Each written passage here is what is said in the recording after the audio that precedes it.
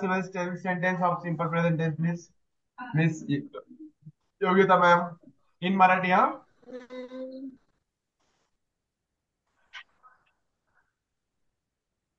Come on fast, don't get late please. Sir Pallavi कुठे जाते आहे? कुठे जाते पल्लवी कुठे जाते? Ma'am, the main important thing is that we should have the power to make the sentence of passive voice. We are explaining the passive voice. You took the sentence of active voice. The passive voice sentence should be there in simple present tense. For sir Pallavi example, sir Pallavi कोणाकडे जाते? wrong. कधी पण लक्षात ठेवा, लिहून घ्या कुठेतरी कोपऱ्यात. मिळणे, होणे, जाणे. मिळणे, होणे, जाणे आणि माहिती असणे. लक्षात ठेव ज्ञानेश्वर. नोटबुक असं नोटबुक घे. मिळणे, होणे, जाणे आणि माहिती असणे या चारही क्रिया कशामध्ये असतात? ऍक्टिव्ह वॉइस मध्ये असतात. म्हणून जाणे हा शब्द सुद्धा लागत नसतो पॅसिव्ह वॉइस मध्ये, कळलं ना? आणि मिळणे सुद्धा शब्द पॅसिव्ह वॉइस मध्ये लागत नसतो आणि माहिती असणे सुद्धा पॅसिव्ह वॉइस मध्ये लागत नसतो. लक्षात ठेवा, ठीक आहे? मी जर सेंटेन्स घेतलं ना, जसं पल्लवी मॅडमांना आयफोन 13 दिला जातो. क्रिया कशाची आहे पल्लवी मॅडम? देण्याची. आणि जरी क्रिया देण्याची तर देणारा कोण आहे? माहित नाही. पल्लवी बरं, मॅम. मग पल्लवी काय कोणाला कोणाचं नाही विचारा बरं, ऑब्जेक्ट काय येतंय? पल्लवी मॅमला अहो मोबाईल दिला विचारा, जातो. टेन्शन घेऊ नका, विचारा. पल्लवी मॅडमला काय दिलं जातं?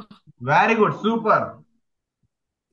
आणि पल्लवी मॅडमला हा हा आणि मग पल्लवी मॅ आयफोन 13 दिला जातो. मग तो जो काय दिला पल्लवी जातो, मॅडमला काय ने जो, येस, तो जो काय दिला जातो, जो ऑब्जेक्ट येतो ना, तो ऑब्जेक्ट त्या ऑब्जेक्ट जागेवर ठेवा.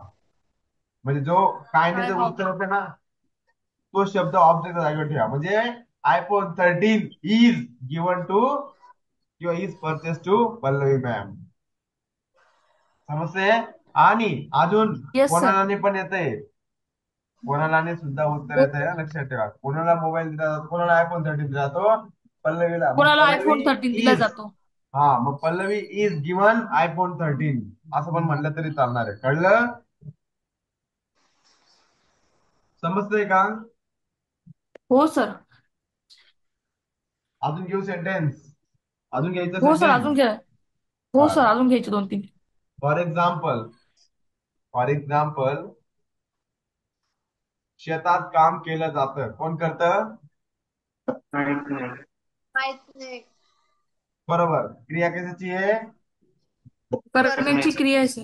काम करण्याची क्रिया आहे. आणि करणारा कोण आहे? माहित नाही. माहित नाही. मग काय कोणाला कोणाच्या विचारलं ऑब्जेक्ट मिळतोय का? त्यात काय केलं जातं? Very good, super. घ्या बरं तो ऑब्जेक्ट. काय? घ्या ना मग, लावा इंग्लिश मध्ये बोला. सर शेतात काय केलं जातं? सर ऑब्जेक्ट काय लावू सर, मग काय ऐवजी? मग काय नाही, उत्तर येते ना, जी उत्तर येते ना तो ऑब्जेक्ट म्हणून लावा. सर इंग्लिश मध्ये. तेच म्हणतोय मॅडम मी, काय नाही या शब्दाने उत्तर काय येतंय? काय येतंय सांगा? काय काम सर केलं जातं? हा, शेतात काम शेतात केलं येतंय. जातं. का मला म्हणायचंय शेतात काम केलं जातं, बरोबर?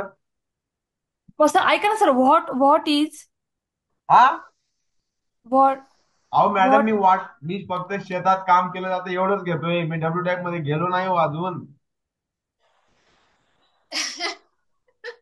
मला असं म्हणायचं योगिता मॅडम, तुम्ही बरोबर बोलतायत, पण मी कन्फ्युज मध्ये आहे. कसं कन्फ्युज आहे ते पण सांगतो.